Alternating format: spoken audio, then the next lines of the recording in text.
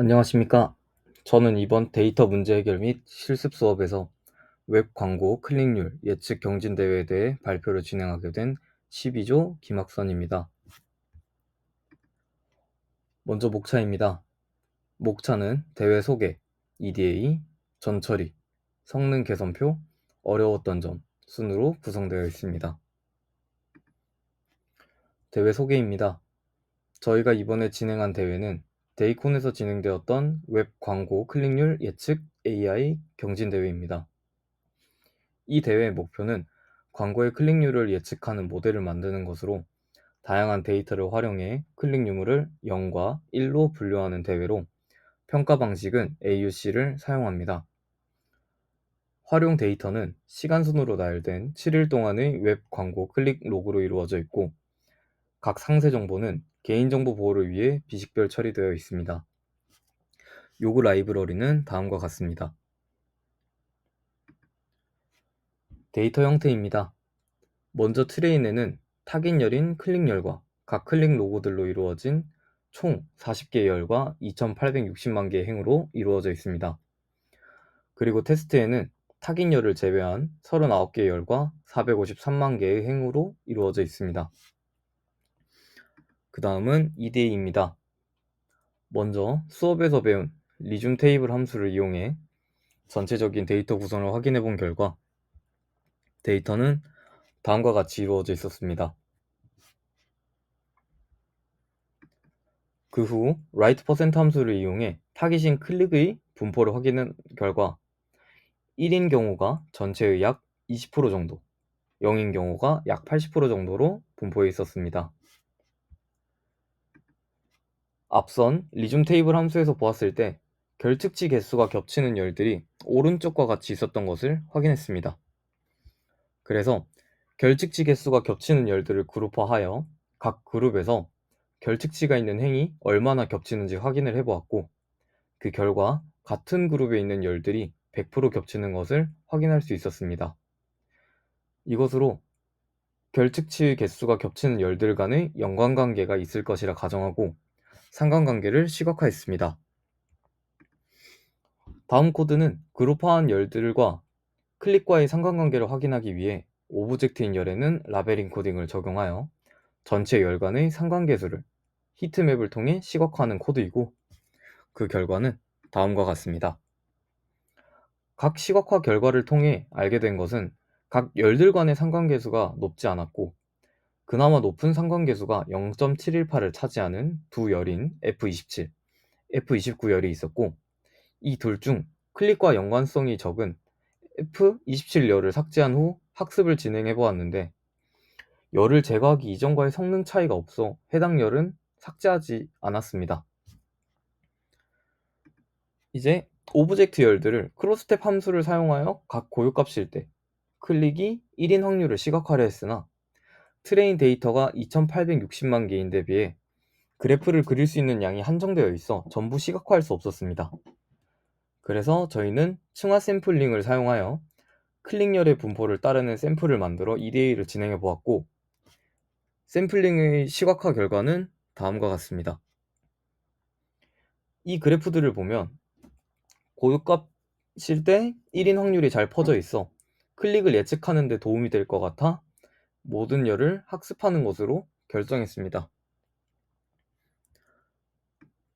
그 다음 숫자형 열에 대해 상관관계를 시각화한 결과 이전에 설명했던 F27, F28 열을 제외하고는 클릭과의 상관관계가 높은 열이 없어 숫자형 열들을 전부 제거한 후 학습을 진행한 결과 오히려 성능이 감소하여 숫자형 열들을 전부 사용하는 것으로 진행을 했습니다. 그 후 디스크라이버 함수를 사용해 각 숫자들의 분포들을 확인해 본 결과 다른 열들과 달리 범위가 크게 차이나는 열들이 많이 보였습니다. 그래서 각 열들에 대해 히스토그램을 그려보았고 그 결과 왼쪽 그래프처럼 거의 대부분의 열의 히스토그램이 0으로 치우쳐져 있는 것을 보고 로그 변환을 하여 정규 분포로 변하는지 확인해 보기 위해 로그 변환 후 히스토그램으로 다시 시각화해 보았습니다. 오른쪽 그림과 같이 로그 변환 후 그래프를 보시면 정규 분포를 따르는 열들이 존재하는 것을 볼 수 있고, 그래서 정규 분포가 되는 열들에 대해서는 로그 변환을, 나머지 열들에 대해선 민맥스 스케일링을 적용하여 구간을 맞추었습니다. 다음 전처리 방식에 대해 설명하겠습니다. 오브젝트 열에 대해서는 카운트 인코딩을 진행했습니다.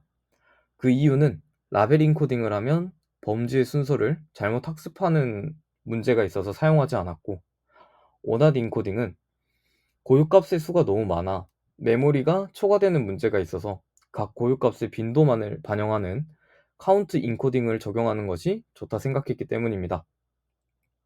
그리고 숫자형 열에 대해서는 앞서 말했듯 로그 변환과 민맥스 스케일링을 적용했습니다. 원래의 트레인 데이터로 학습을 진행하던 중에 성능이 크게 개선되지 않아서 고민을 해본 결과 타깃인 클릭의 분포가 8:2로 치우쳐져 있어서 학습이 잘 안되는 것 같다고 생각이 되어서 언더샘플링 기법을 적용했습니다.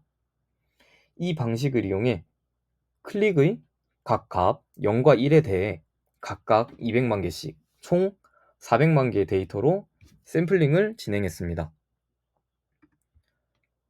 성능 개선표입니다. 먼저 대회에서 제공하는 베이스라인 모델로 학습을 진행한 결과 AUC가 0.705가 나오고, 저희의 목표는 베이스라인 모델의 성능을 넘기는 것을 목표로 설정했습니다. 베이스라인 모델의 아래부터는 저희가 학습을 진행하면서 나온 모델의 점수입니다.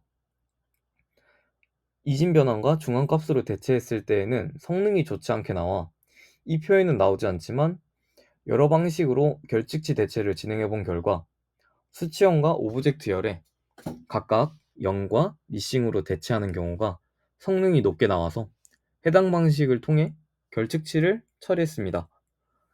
이후에 일부 열에 원핫 인코딩과 라벨 인코딩을 적용한 후에도 성능이 크게 좋아지지 않아서 다른 전처리 방식을 적용해 본 결과 마지막 전처리 방식에서 설명했던 수치형의 로그 변환을 하고 민맥스 스케일링을 사용하고 오브젝트에는 카운트 인코딩을 적용해 보았을 때가 성능이 제일 좋았습니다. 추가적으로 샘플링의 비율을 서로 다르게 하거나 더욱 많은 샘플을 가지고 학습을 진행해 본 결과 최종적으로 200대 200의 비율일 때가 제일 성능이 좋았습니다. 그리고 학습을 할 때 K폴드와 트레인 테스트 스플릿 방식으로 사용해 보았는데, 그 두 개를 비교해 본 결과 K폴드에서의 성능이 제일 좋았습니다.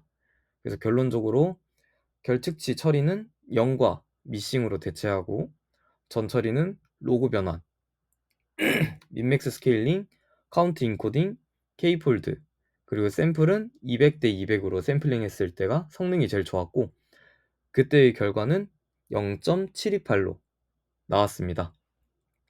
이제 저희가 학습을 진행하면서 느꼈던 어려웠던 점과 그 점을 해결하는 방식에 대해 설명을 진행하겠습니다. 먼저 데이터 설명에서 보았듯 데이터의 크기가 약 7기가로 매우 커서 읽어올 때마다 10분이 넘게 걸려 많은 시간이 걸렸습니다. 그래서 데이터 압축을 진행하기 위해 방식을 찾아본 결과 CSV 파일을 파켓 파일 형식으로 변형하여 아래와 같이 압축을 진행하였는데, 원래는 7기가 정도가 되었던 트레인 데이터를 약 1.54기가로, 1.08기가였던 테스트 데이터를 203메가로 줄여서 매번 불러오는데 시간을 확연하게 줄일 수 있게 되었습니다. 그 다음은 데이터셋이 너무 많아 전처리나 학습 중에 메모리가 초과가 되는 아웃 오브 메모리 현상이 발생하여 학습 중 커널이 죽게 되는 현상이 발생되었는데, 이 현상이 발생하게 되면 이미 실행되었던 내용들이 전부 초기화되어 버려 매번 다시 시작해야 되는 어려움이 있었습니다.